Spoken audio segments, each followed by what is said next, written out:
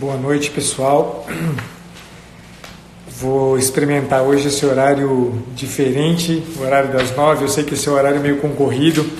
Os grandes estão aí normalmente usando esse horário. Então, eu sei que eu estou concorrendo com muita gente aí que está fazendo coisa neste horário. Mas queria ver se eu conseguia organizar de forma que faça mais regularmente até as lives para vocês, sempre mais ou menos no mesmo horário. Vamos ver se dá certo. Essa semana vai ser um teste, uma semana que eu vou fazer várias vezes no mesmo horário, aí às 9 horas, inclusive com alguns grandes amigos, gente que eu já conheci e aprendi a chamar de amigo aqui no Instagram. Bom, hoje é a live literária. Lembro vocês que a ideia dessa live literária é mais do que um bate-papo literário propriamente dito, é um pouco aquela preocupação que eu já tive a oportunidade de falar com vocês em outras ocasiões, é a ocasião de a gente entender um pouco como psicólogo, sobretudo. É verdade que muitos dos que estão aqui não são psicólogos, mas ela tem uma função, a ideia é justamente oferecer para os psicólogos algumas referências literárias que permitam ao psicólogo, que permitam aos colegas de trabalho algum ponto de vista mais amplo, mais aberto, que permitam um trabalho clínico mais adequado. Tá? Então, um pouco essa é a ideia. E sempre tendo em mente a preocupação de oferecer recursos para uma maior consistência do ponto de vista do imaginário. Né? Quer dizer, um ponto que é muito importante a gente ter em mente como psicólogo, como terapeuta, é que a gente, para poder dar conta daquilo que aparece para a gente na clínica, a gente tem que ter um coração amplo, né? Um coração grande, que entende de verdade o sofrimento humano, né? E o sofrimento humano em toda a sua riqueza de aparecimento, né? De todas as formas que ele pode aparecer. Vou propor para vocês hoje, eu queria propor um texto que me foi apresentado há muitos anos atrás pelo Miguel Mahfoud, de quem a quem eu costumo me referir aqui para vocês. Se chama Lenda do Santo Beberrão. É um autor austríaco chamado Joseph Roth. E é uma história, na verdade o último livro do Joseph Roth, e um livro que ele escreveu em 1939, ele faleceu alguns meses depois, foi de fato o último livro que ele escreveu. O Roth é um austríaco judeu, de descendência judia, que nasceu no ano de 1894. Ele era um jornalista e na Primeira Guerra Mundial ele trabalhou como jornalista da Primeira Guerra Mundial. Ele é muito conhecido, ele é mais conhecido por duas obras importantes. Uma é o Hotel Savoy e o outro é a Marcha de Radetzky, que são dois textos mais conhecidos dele. E esse é um texto, de fato, um texto muito pequenininho, é um texto que a gente lê em meia hora, assim, é um livro simples e de uma leitura muito, muito palatável. E um texto no qual aparece, inclusive, um tipo de personagem, um tipo humano, que é muito caro ao Roth, né, que é um pouco o beberrão, né, o bêbado, né? E essa é uma história muito interessante, e ela tem um aspecto que eu gostaria justamente de chamar a atenção desse aspecto do texto, que para um psicólogo eu diria que certamente é uma característica que o psicólogo deve aprender a ter. Tá? Eu vou tentar dar alguns exemplos, inclusive para ficar um pouco mais claro o que isso quer dizer. Eu vou contar muito brevemente, vou ler alguns trechos do conto, mas para vocês terem uma ideia, né, de qual que é a narrativa, o que está em jogo, e depois eu vou focar nisso que eu entendo que deve ser a característica do psicólogo. Tá? Eu acho que é bem interessante aqui. Bom, a história do livro conta a história de um bêbado, na verdade é um mendigo francês, né, que estava em Paris. Ele não é francês, na verdade, o sobrenome dele parece alguma coisa do leste europeu, alguma coisa do gênero, de nome Andreas. Tá? O livro começa com justamente o Andreas, numa noite, dormindo, né? Ele morava debaixo das pontes do rio Sena, então cada dia ele estava dormia sob uma ponte diferente, e numa noite ele se levanta, vai caminhar um pouco à beira do rio Sena, e ele vê uma pessoa, um transeunte, que vinha se aproximando dele muito bem vestido, né? um senhor, um cavalheiro, né, muito bem vestido, que vem na direção dele justamente, né? E eles entabulam então um diálogo, que é esse diálogo aqui que eu vou ler, esse diálogo inicial do livro, é o primeiríssimo capítulo do livro, é um diálogo muito interessante, né? E começa então assim o cavalheiro perguntando para o Andréas: para onde está indo? Para onde está indo, irmão? Pergunta o cavalheiro mais velho e bem vestido. O outro ficou a olhá-lo por um momento e então disse, esse outro é o Andréas: eu não sabia que tinha um irmão, e não sei para onde leva o meu caminho. Respondeu então o cavalheiro: eu tentarei lhe mostrar o caminho, disse o cavalheiro, mas por favor não me leve a mal se lhe pedir um favor fora do comum. Estou ao seu inteiro dispor, respondeu o homem andrajoso, que é o próprio Andréas. Posso ver claramente que o senhor comete alguns erros, mas Deus o pôs em meu caminho. O senhor certamente precisa de dinheiro. Não se ofenda com o que eu digo, eu tenho demais. Não quer me dizer sinceramente de quanto precisa? Pelo menos por agora. O outro refletiu por alguns segundos e então disse: 20 francos. Isso com certeza é muito pouco, replicou o cavalheiro. O senhor seguramente precisa de 200. O homem andrajoso recuou um passo e parecia a ponto de cair, mas permaneceu em pé, embora cambaleando, e então disse: claro que prefiro 200 francos a 20, mas sou um homem honrado. O senhor parece me julgar mal. Não posso aceitar o dinheiro que está me oferecendo. E isso pelos seguintes motivos. Primeiro, porque não tenho o prazer de conhecê-lo. Segundo, porque não sei como poderia pagar-lhe. Terceiro, porque o senhor não teria possibilidade de cobrar-me, pois eu não tenho endereço fixo. A cada dia moro embaixo de uma ponte diferente deste rio. E, no entanto, conforme já afirmei, sou um homem honrado, embora não tenha endereço fixo. Também eu não tenho endereço fixo, respondeu o cavalheiro de idade madura. Também eu moro a cada dia embaixo de uma ponte diferente. E mesmo assim eu lhe peço que aceite amigavelmente os 200 francos. Aliás, uma soma ridícula para um homem como o senhor. No que se refere à devolução do dinheiro, eu teria que recuar muito no tempo a fim de lhe explicar o motivo porque não posso indicar-lhe um banco no qual o senhor poderia depositá-lo para mim. Ocorre que, depois de ler a história de Santa Teresinha do Menino Jesus, eu me tornei cristão. E agora tenho especial veneração por aquela pequena estátua da santa que se encontra na capela de Sainte-Marie de Batignolles e que o senhor poderá ver sem dificuldade. Portanto, assim que dispuser dos míseros 200 francos e sua consciência o obrigar a não continuar devedor dessa soma ridícula, vá, por favor, a Sainte-Marie de Batignolles e entregue esse dinheiro nas mãos do sacerdote que tiver acabado de rezar a missa. Se deve algo a alguém, é a Santa Teresinha. Mas não se esqueça, na capela de Sainte-Marie de Batignolles. Estou vendo, disse o homem andrajoso, que o senhor me compreendeu perfeitamente, e é a minha honradez. Dou-lhe minha palavra de que manterei o acordo, mas só posso ir à missa ao domingo. E aí, depois desse diálogo, começa então a aventura do Andréas. É uma aventura que é de fato uma aventura, e todo o livro vai contando um pouco a história, de como ele, com esses 200 francos, que ele recebeu do cavalheiro, como ele vai se havendo com este dinheiro para poder justamente reavê-lo a Santa Teresinha efetivamente. E aqui a gente já tem uma ideia de algo que é o que eu quero chamar a atenção para vocês, que em alguma medida a postura do psicólogo, que é o que eu gostaria muito de chamar a atenção e que me parece interessante. E se eu digo que é para o psicólogo, eu digo porque em alguma medida me interessa que a gente, como psicólogo, dos que estão aqui, aprendam isso. Mas eu, na verdade, diria que isso é uma tarefa que, em uma medida muito significativa, corresponde à tarefa do homem e da mulher adultos. É a mesma tarefa, vocês vão entender logo. Eu vou contar um pouco mais a história, vou ler mais alguns trechinhos, e vocês vão montando um pouco o quebra-cabeça comigo, eu vou mostrando para vocês esse quebra-cabeça aqui. Na sequência desse capítulo, vem um segundo capítulo em que ele se apresenta como Andréas. Até este ponto, o nome dele não aparece, e ele se apresenta como tal. Ele é, para além de um mendigo, ele é um beberrão, quer dizer, ele gasta todo o dinheiro que ele recebe com bebida.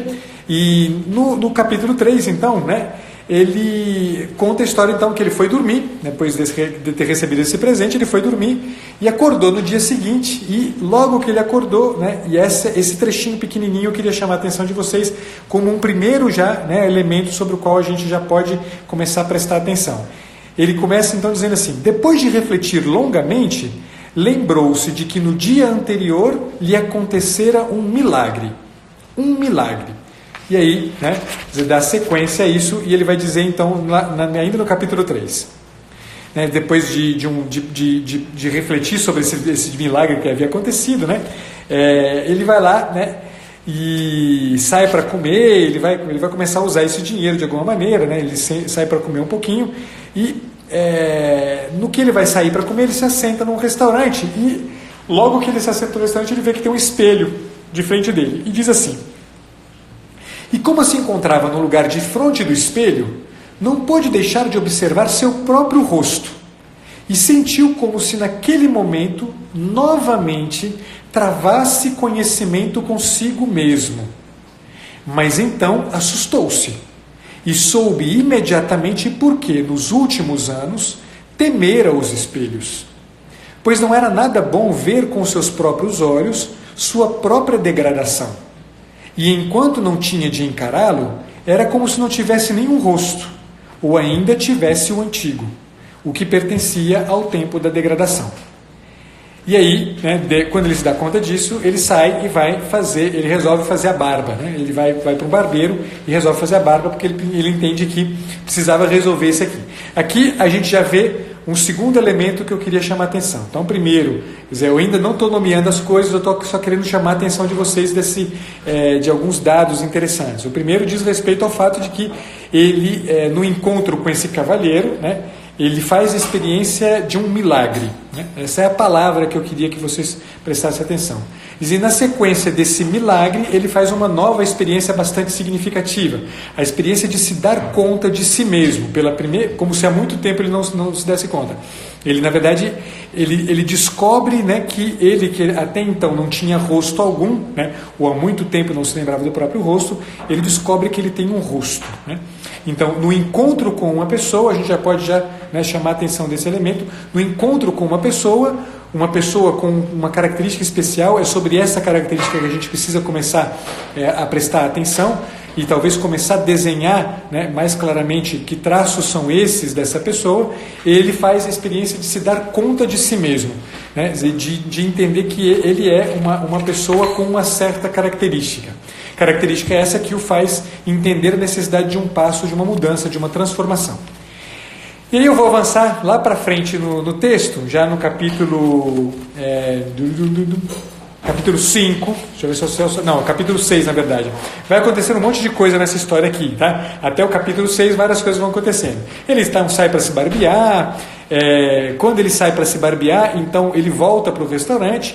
No restaurante ele começa a tomar uma bebida e um senhor se assenta perto dele e vê que ele é uma pessoa necessitada, e oferece para ele um trabalho no qual ele ganharia 200 francos. E esse trabalho implicaria que ele fosse no dia seguinte à casa dele para ajudá-lo numa mudança. E já tirou da carteira 100 francos, entregou para ele e falou assim: olha, com esses 100 francos aqui é uma garantia, eu quero que você, a partir dessa garantia aqui, amanhã você apareça na minha casa para poder ganhar os restantes 100 francos que eu estou te prometendo. Então, ele já faz, né, uma experiência interessante. Ele tinha 200 francos, tinha que devolver 200 francos para Santa Teresinha, gastou um dinheiro com a bebida, gastou um dinheiro com o barbeiro, mas já fez a experiência de ganhar 100 francos, ou seja, já multiplicou o valor que tinha, em vista, inclusive, de ganhar ainda mais, né? Ele resolve então, e aí o que acontece? Quando a pessoa que o contrata tira do bolso uma carteira, ele se dá conta de que, puxa, eu preciso de uma carteira também, né? Eu não tenho carteira, eu guardo dinheiro no bolso, né? Aí ele sai do restaurante, depois de ter tomado a bebida dele, de ter almoçado e tudo mais, e vai numa loja comprar uma carteira. E a moça, né, na loja vê que ele é uma pessoa mais simples, vê que ele não vai ter grandes condições de gastar muito dinheiro com uma carteira. Então o que ela pensa, né? Muitos compradores devolvem a carteira ou por algum defeito, alguma coisa do gênero, e essas carteiras ficam guardadas lá numa caixa, né? E são vendidas a preço mais baixo. Então ela vai lá e tira uma carteira lá dessa caixa que fica no alto de uma prateleira, um conjunto de carteiras, oferece para ele, ele olha uma, escolhe uma qualquer, paga por ela e vai embora, põe o dinheiro na carteira e vai embora. E essa carteira tem um detalhe que vocês guardem, esse detalhe que ele é importante, esse detalhe da carteira. Mas ele, quando vê a vendedora, ele já chama-lhe a atenção o fato de ser uma mulher bonita, que lhe chama a atenção e por quem ele se sente atraído. E aí ele se lembra, né, de como quando ele não era um mero mendigo, como ele tinha uma vida, né, ativa do ponto de vista afetivo sexual, e ele resolve então correr, né, até o Montmartre, onde há os bordéis em Paris, e lá ele passa a noite com uma mulher e tal, dorme no bordel com uma mulher. No dia seguinte ele acorda bem cedo e vai para o trabalho que ele tinha prometido de fato, né, e ganha os restantes 100 francos que ele tinha sido prometido. Volta a beber, volta a gastar dinheiro. Nessa bebida ele encontra um dia, né? Estou contando rapidamente isso para vocês porque é importante, porque chegar neste ponto aqui do capítulo 6, né? Ele acaba encontrando uma mulher com quem ele havia tido um relacionamento há muito tempo antes, que se chamava Caroline, né? E aí acontece uma história com essa moça aí. E deixa eu só ver se eu não estou adiantando demais para vocês. Eu acho que eu não estou adiantando. Só ter certeza de que a Caroline entra nessa jogada aqui agora ou se é depois, e pode ser que eu esteja me adiantando. Não, é logo depois, exatamente aqui. Então, olha que trecho interessante. Então, já aconteceu o encontro com a Caroline, etc. E aí acontece tem esse trecho que é um trecho muito bonito e significativo, um dado a mais para aquilo que que eu estou querendo chamar a atenção como descrição do que é um psicólogo. Diz assim: no entanto, ele maldisse, porque que aconteceu? Depois que ele encontrou a Caroline roubou o dinheiro dele. E ele ficou sem dinheiro nenhum. Tá?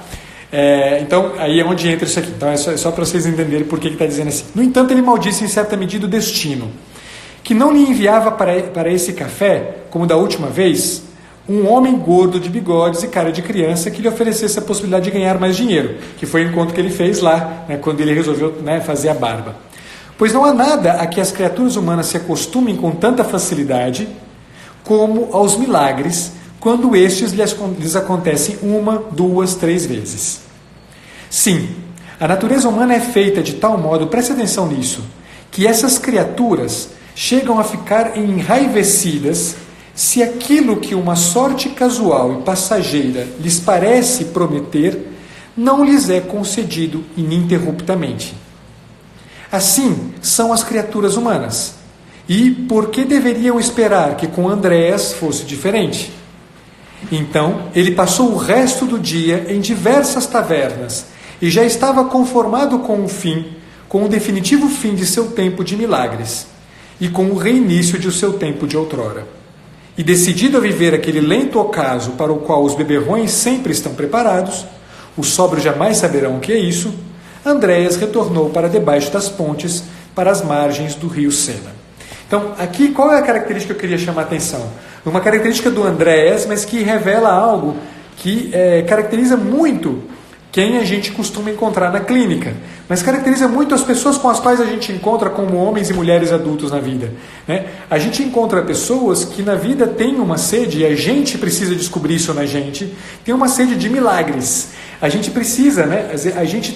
É muito impressionante porque a vida, né, tem algo. Eu numa das lives passadas, né, já algumas semanas atrás, eu falava para vocês de como, em alguma medida, no olhar para a realidade, a gente reconhece muito facilmente, se a gente é sincero, né, na compreensão dos detalhes que compõem o real, a gente vai perceber muito claramente o fato de que a realidade ela é ordenada, né? Ela é harmônica, e uma harmonia e uma ordem que são providenciais. Quer dizer, é algo de milagroso a gente se dar conta de que a vida tem isso, né? De que a vida foi feita para mim, né? De que as circunstâncias, tudo o que acontece é um dado para mim e é um dado que em alguma medida solicita de mim nada mais, nada menos do que uma certa reverência, digamos assim, né? A mesma reverência que a gente tem diante do milagre. De fato, a gente foi feito para isso, né? De fato, a gente foi feito para um tipo de relação com a vida em que a gente é constantemente marcado por aquele encontro com aquela coisa de absolutamente excepcional, né? Dizer, que nos satisfaz em última instância, que tem as características da felicidade, né? Tem as características da felicidade tal como o Julián Marías descreve, né? Dizer, esse impossível, esse algo impossível que a gente espera de uma forma absurdamente inesperada, né? Que a gente carrega com a gente como uma expectativa, essa expectativa do milagre.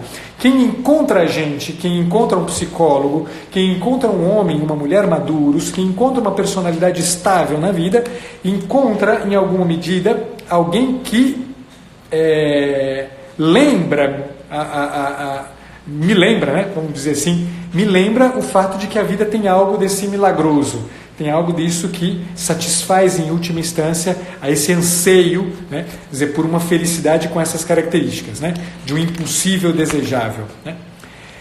E aí, olha só que interessante, né, o Andrés então vai para casa depois de ter enchido a cara com o resto do dinheiro que sobrou dele, do que a Caroline havia feito com ele, e então ele dorme e sonha.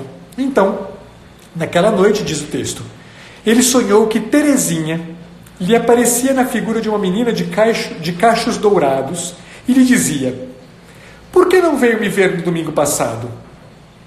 E o semblante da santinha era exatamente o que ele imaginara para sua própria filha muitos anos atrás. E ele não tinha nenhuma filha. E no sonho ele dizia a Terezinha: por que fala assim comigo? Esqueceu-se de que sou seu pai? Ao que a menina respondia: perdoe-me, papai, mas faça o favor de vir me ver depois de amanhã, domingo, na capela de Sainte-Marie de Batignolles. E aí, né, termina esse capítulo 6, e na sequência, o que vai acontecer? Ele ganhou, né, ele acabou ganhando, gastou quase todo o dinheiro que ele tinha, né, ele bebeu para esquecer e tal, esse sonho que aconteceu aqui, e aí aconteceu que ele lembrou que ele tinha carteira no bolso, né? Porque o que aconteceu? Quando ele comprou a carteira, ele estava tão acostumado a guardar o dinheiro no bolso, né, que ele guardou a carteira num bolso e o dinheiro no outro bolso, e foi gastando dinheiro, mas com a carteira no bolso.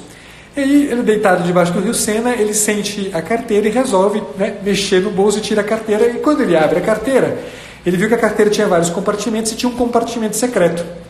E quando ele abre esse compartimento secreto, ele descobre uma nota de 1.000 francos. E aí, né, essa nota de 1.000 francos, né, ele fala assim, putz, não é possível, né? Mais um milagre, né? Aquela expectativa de que a vida seja marcada pelo milagre, de fato, né, se repete no caso do Andrés, né?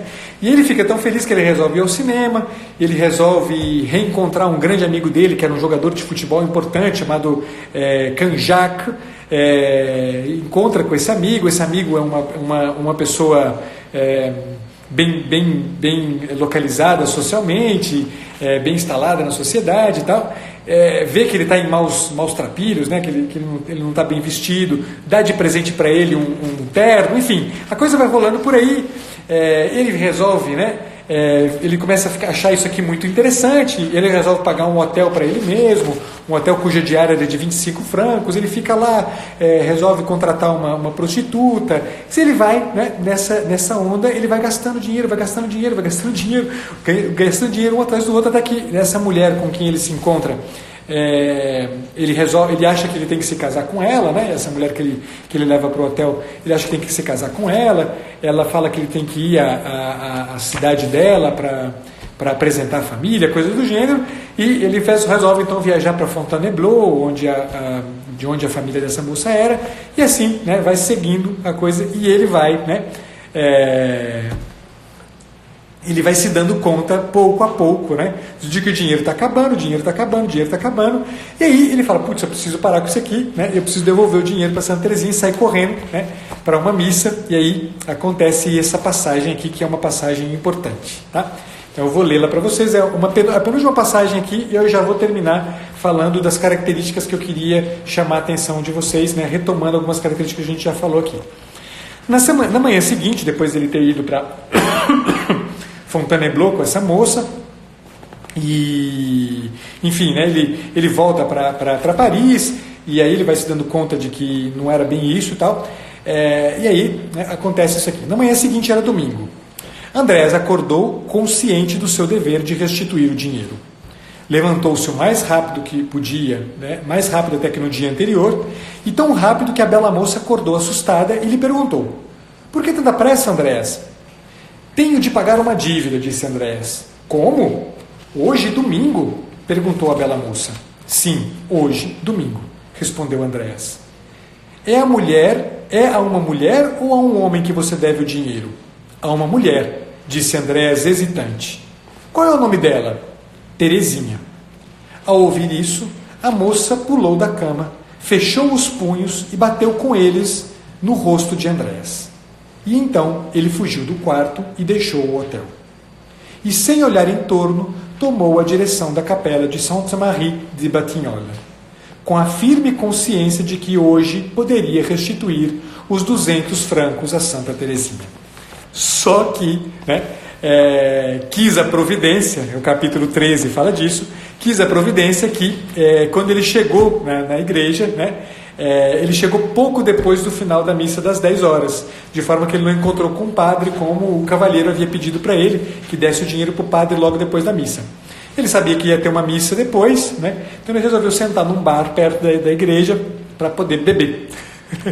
E nessa ele acaba encontrando um velho amigo, Wojtek, né, que é com quem ele começa a conversar. Esse Wojtek vê que ele tem dinheiro, começa a usar e abusar do Andrés, e acaba que o Andrés se vê totalmente sem dinheiro, né, de novo, porque o Wojtek meio que extorquiu o Andrés do resto do dinheiro que ele tinha, do dinheiro que ele ia pagar para Santa Teresinha. Ele morre de vergonha por isso.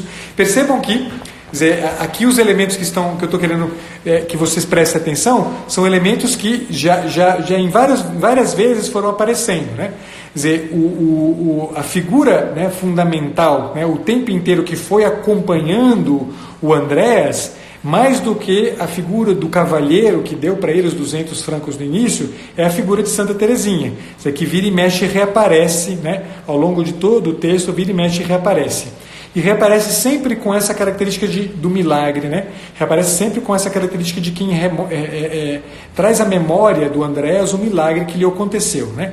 Então, a Teresinha, a Santa Teresinha, ela vai cumprindo esse papel para o Andrés, tá?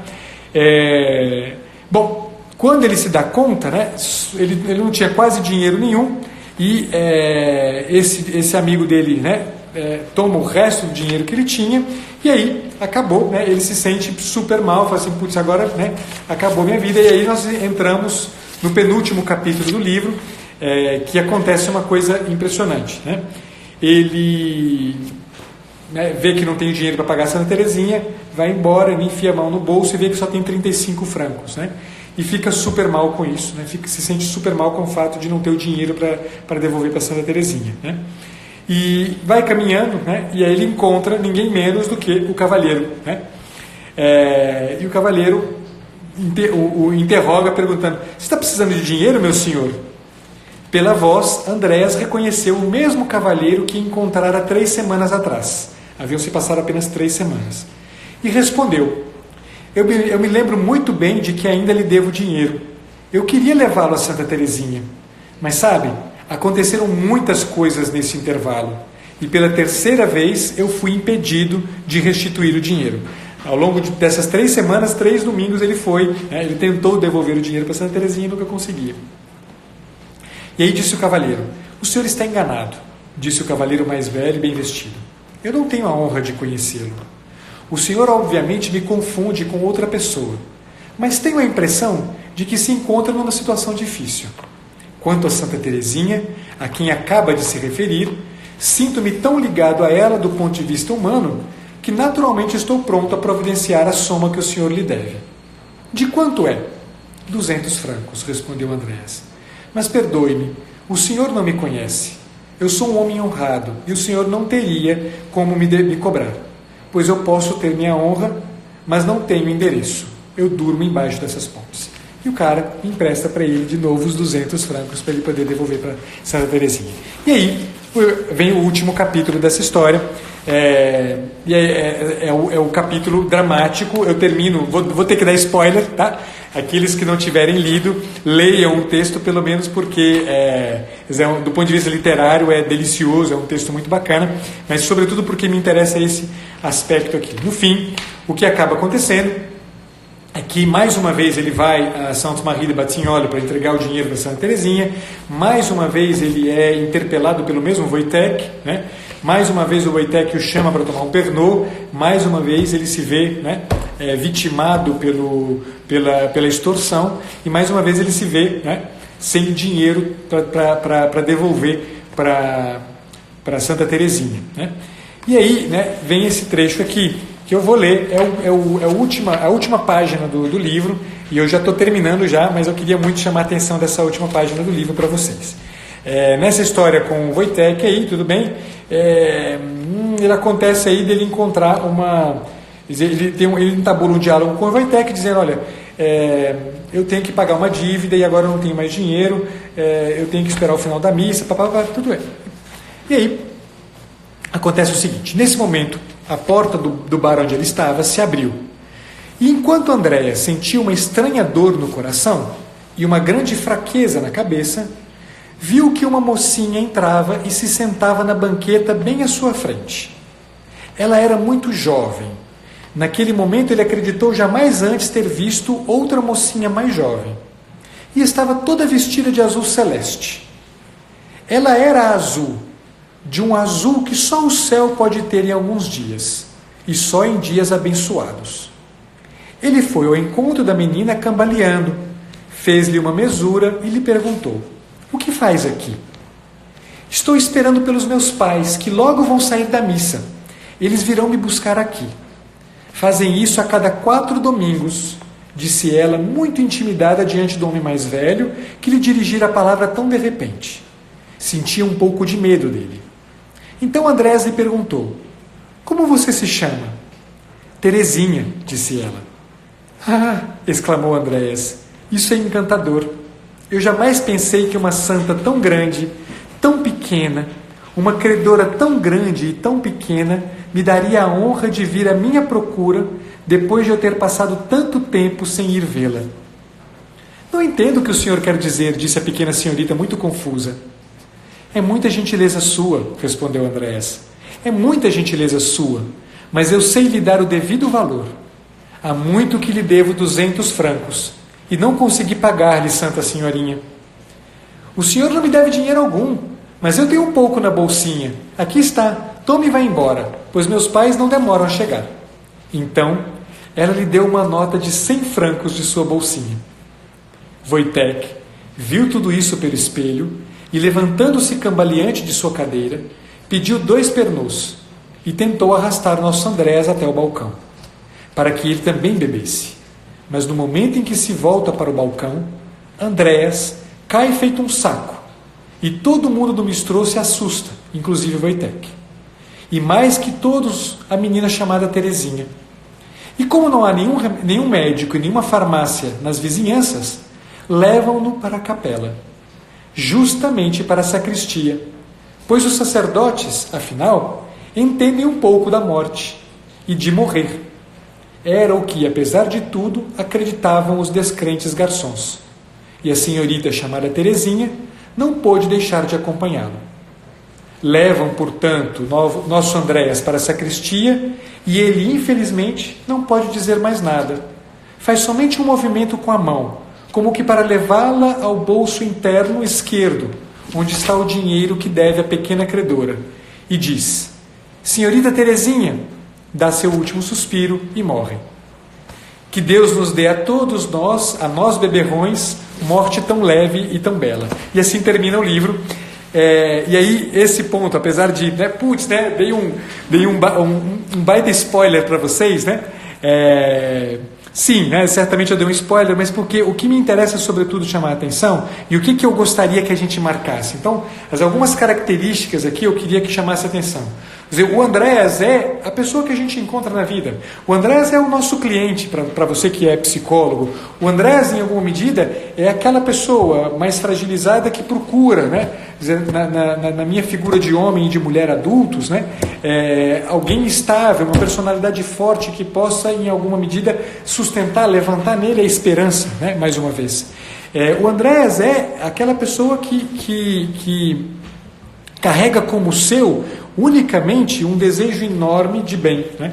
É aquela pessoa que carrega como seu, como núcleo, como elemento fundamental, estruturante da sua pessoa, aquela exigência gigante que é a marca de todos nós, de absolutamente todos nós. A marca segundo a qual a nossa vida não se realiza a não ser que a gente encontre uma resposta impossível há aquele desejo gigante de beleza, de verdade, de justiça, de realização, de sentido, que é, né, o nosso núcleo, que é a nossa marca fundamental, que é aquele feixe de exigências, que é o esqueleto, que é como se fosse, mais do que esqueleto, é o tutano do nosso esqueleto. Quer dizer, aquele ponto, quer dizer, nuclear, fundamental, o nó da nossa existência.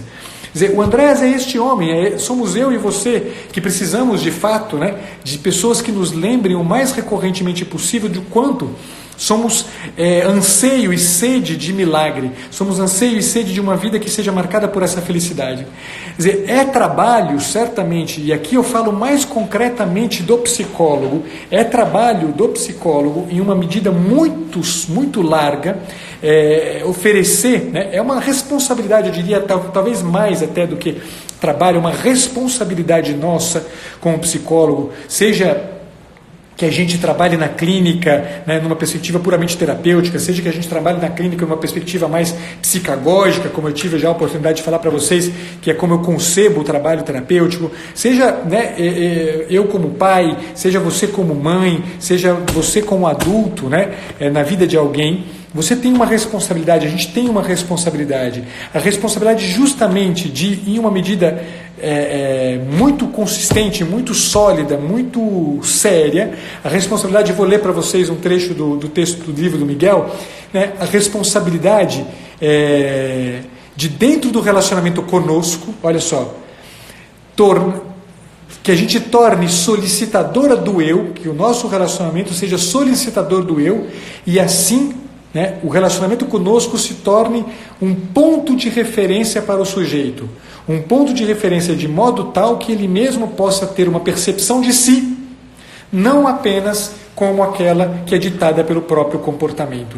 Quer dizer, a gente precisa, de verdade, ajudar o sujeito a reconhecer como homens, como mulheres, como pessoas adultas, a gente precisa ajudar o outro a entender que o que determina, quer dizer, em última instância, a sua natureza, não é tanto o seu comportamento coerente, né, sem nenhuma marca, sem nenhuma mancha, mas é esse desejo que ele carrega o tempo inteiro.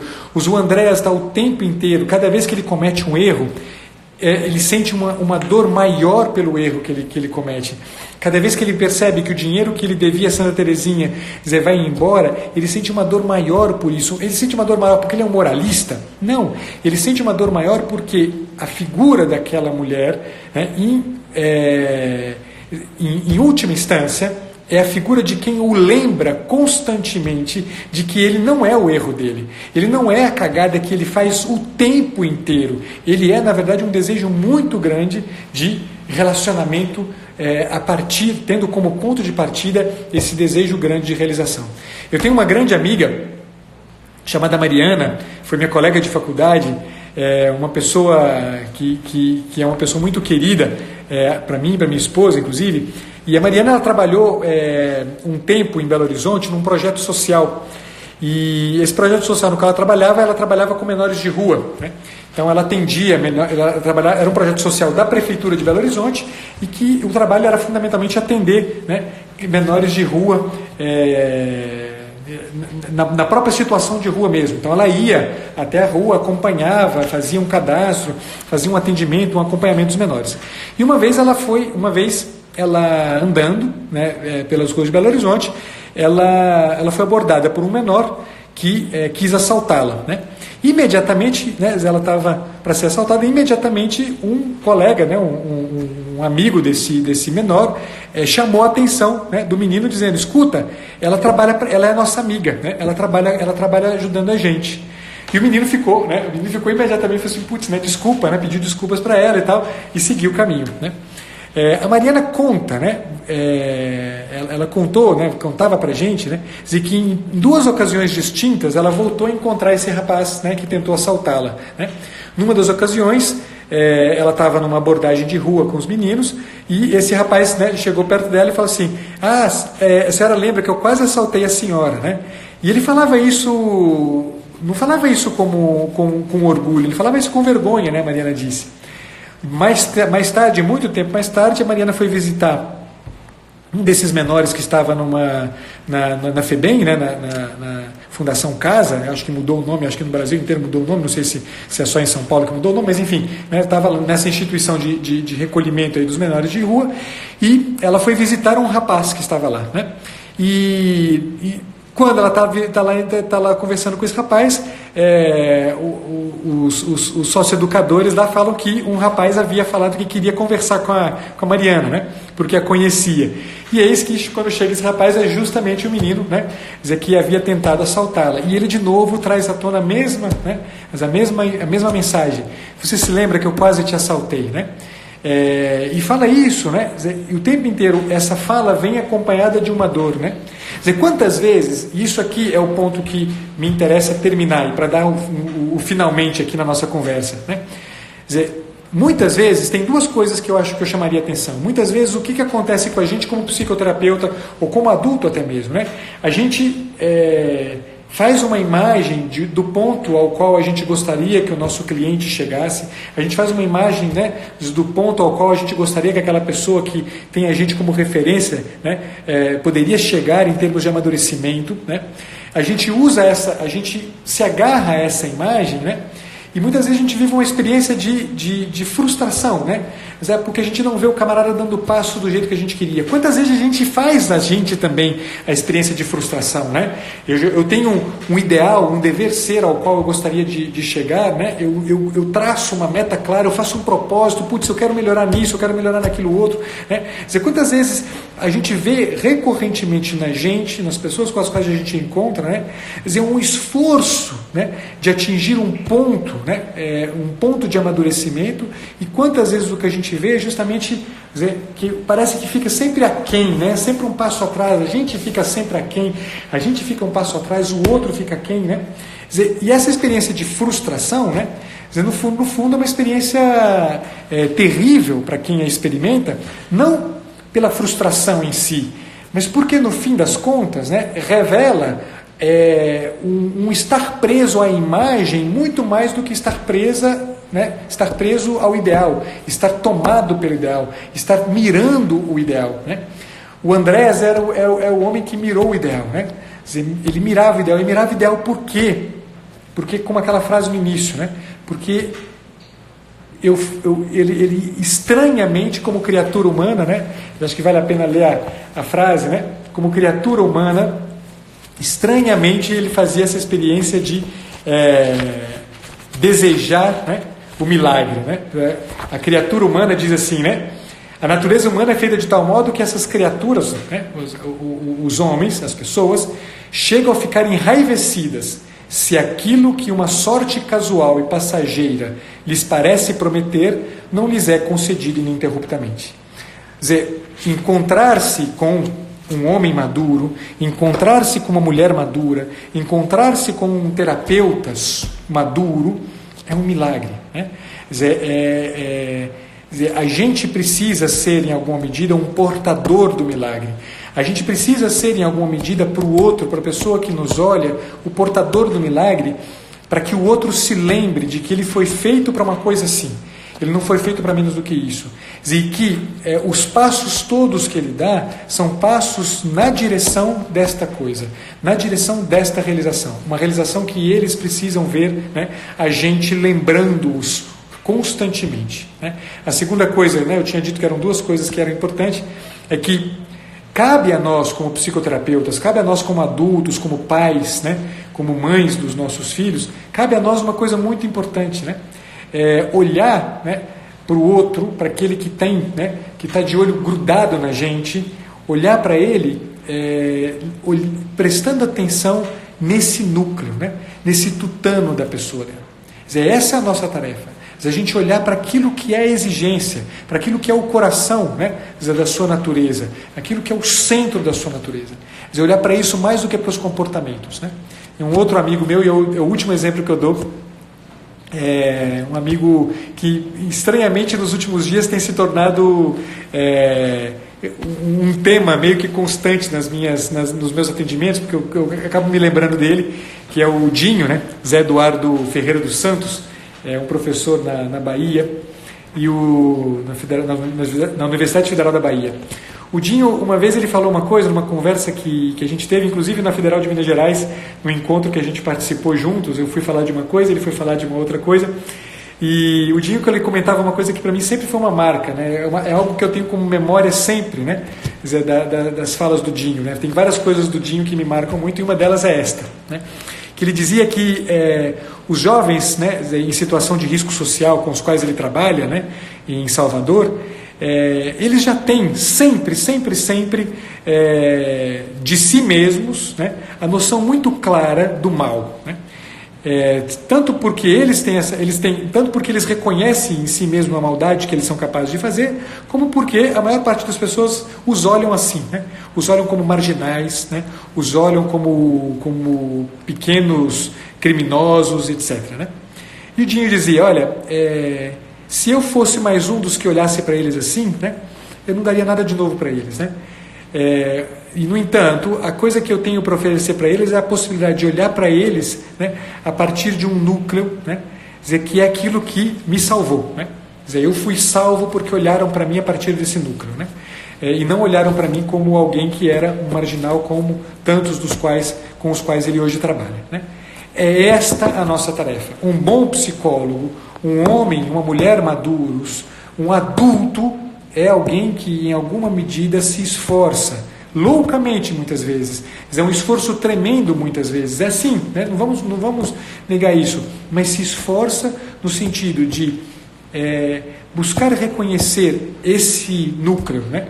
Isso aqui é, por incrível que pareça, terapêutico, isto aqui é, por incrível que pareça, amadurecedor. Só que, vejam, não é uma estratégia, é alguma coisa que eu preciso primeiro experimentar em mim. Eu preciso primeiro experimentar alguém que me olha desse jeito. Eu preciso encontrar uma Terezinha, né? Preciso encontrar na vida uma Santa Terezinha que me olha a partir daquilo que eu sou em última instância. Olhado assim, eu não tenho mais como não olhar os outros dessa mesma maneira. Pessoal, é isso. Boa noite, eu espero que dê certo essas lives nesse horário. Amanhã eu vou fazer uma live com o pessoal do NEP, com o Fragas. A gente vai falar sobre um tema que me é muito caro, que é sobre o nascimento do eu, né? Como é que o eu vem à tona, né? Não sei se o Fragas está aí, se o Fragas estiver aí pode dar o oi, não vi se ele apareceu aqui em algum momento, eu acho que não, ele estava mais cedo numa live com o Renan, não vi aqui se ele apareceu aqui, mas enfim, amanhã às 9 horas vou fazer uma live com o Fragas do NEP, vamos conversar sobre uma coisa muito bacana juntos. Eu ainda não tenho certeza se a live vai ser aqui, eu acho que talvez, muito certamente vai ser no perfil dele, então fiquem atentos no perfil do NEP, depois eu coloco aqui o link para vocês e a gente se encontra lá. Aí na quarta-feira eu vou fazer uma live com o Saulo, que eu também não vi se está aqui. Saulo, se você estiver aí, dá um oi. Eu vou fazer uma live com o Saulo também. Então, acho que vou tentar fazer ao longo dessa semana pelo menos uma live por dia aí, para a gente poder ter um momento para a gente conversar mais. Muito obrigado por todos vocês que estiveram aqui, fiquei muito feliz. Eu acho que esse horário, inclusive, pelo que eu vi aqui, a presença foi mais marcante de pessoas. Eu fico feliz de poder tocar mais pessoas com isso aqui, tá? Então, para aqueles que não pegaram do início, mas se bem que eu deixei no aviso lá, o livro que eu trabalhei foi esse aqui, A Lenda do Santo Beberrão, que eu praticamente li ele inteiro para vocês hoje. quase vocês não vão precisar comprar, mas eu sugiro que comprem, que tenham essas coisas em casa aí, porque é muito legal de ter, sobretudo para vocês que A live com o Saulo vai ser na quarta-feira, Débora. Quarta-feira, a live com o Saulo, às 21 horas também, com o Saulo, tá bom? Então, depois, saiu pela editora, vou ler para vocês que vai ser difícil de ler, Estação Liberdade, tá? O livrinho do Joseph Roth. É isso, pessoal. Obrigado mais uma vez. Boa semana para todos. Fiquem com Deus. Até a próxima.